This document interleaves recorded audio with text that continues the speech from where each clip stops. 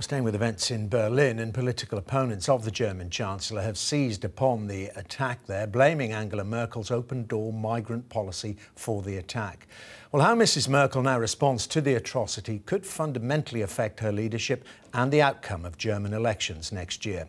I'm joined now from Dusseldorf by Julie Lenarz, Executive Director at the Human Security Centre, and a very good evening to you. Well, what's your assessment of how much trouble Angela Merkel could be in? Well, I think it depends a lot on how she's going to respond to this attack. I think the best thing that she can do is to deal with this in all honesty and straightforwardness that she has. Because if she doesn't, if she somewhat relativizes or denies the threat that we're dealing with, then it's absolutely certain that there are groups in Germany that will try to capitalize on the horrific atrocity that we seen yesterday, and that will undermine her leadership. Well, let me put those words to you from Chancellor Merkel herself, saying it would be hard to bear, and clearly the investigation continues and the search for whoever carried this out continues, but she said it would be hard to bear if it were found to be a refugee behind it all. It would be hard to bear for the German public too.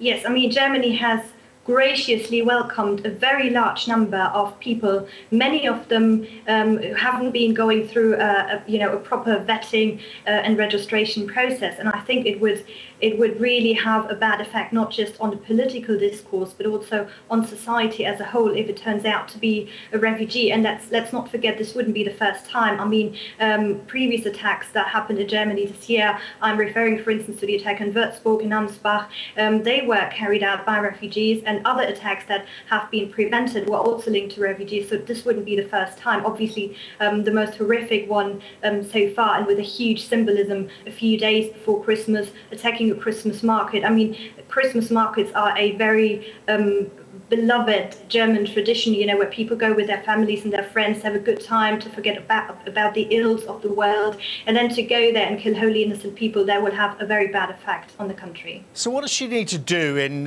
terms of the response, in your estimation, to prove to the German people that they are safe under her leadership, where obviously in the early stages of mourning, and we hear and see these protestations, these affirmations of solidarity, not just in Germany, from our own country and others. But ultimately, I guess that's not going to be enough. No, I mean, I would personally argue that it was pretty disdainful of some of her opponents to sort of point a finger at her straight away before the blood of the victims had been wiped off the streets. I mean, first and foremost, we have to blame those who actually carried out the attack before we blame anyone else. But that said, yes, she needs to find clear words, she needs to engage in honest debate, and she has to let the German public know that she takes seriously the legitimate concerns that some people have. If you let in a large number of people, there will be people among them that do not come with good intentions. It'd be very foolish to assume that all of them come with good intention, and we need to talk about this very openly, and we have to admit the Islamist ideology behind this. I mean, the Islamist ideology is what connects it all. It connects the attacks in Nice, in France, in Paris, in Jerusalem, in Jakarta, in Baghdad, and now in Berlin. And we have to address this ideology. We cannot deny that it had something to do with Islam, and if she is not prepared to do that, then other people will take over the discourse, and it will be very ugly. So would she have to have a very different response from 2015 if she were tested again by large numbers of people trying to seek refuge or indeed migrate for economic reasons into Germany? As we know, the conflict in Syria is very far from over, and so many problems elsewhere.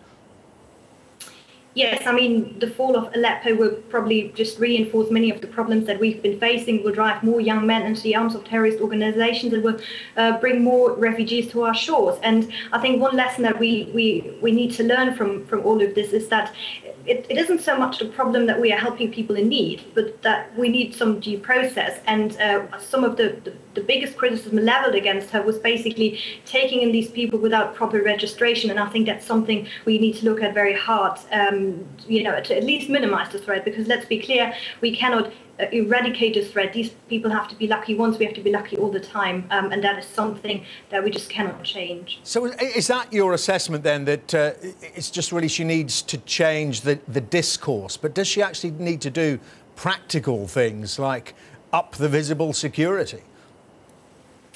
Well, it is a bit of a trade-off, obviously, always, liberty versus security. And there are things that you could still do.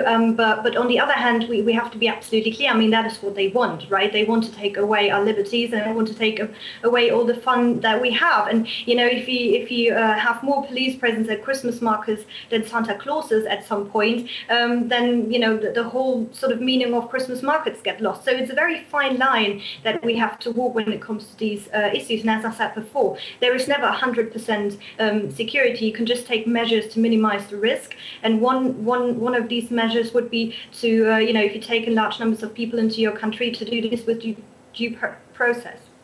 OK, Julie Lenarz, very good to get your thoughts. Thank you very much indeed for joining us here on Sky News tonight. Thank you for having me.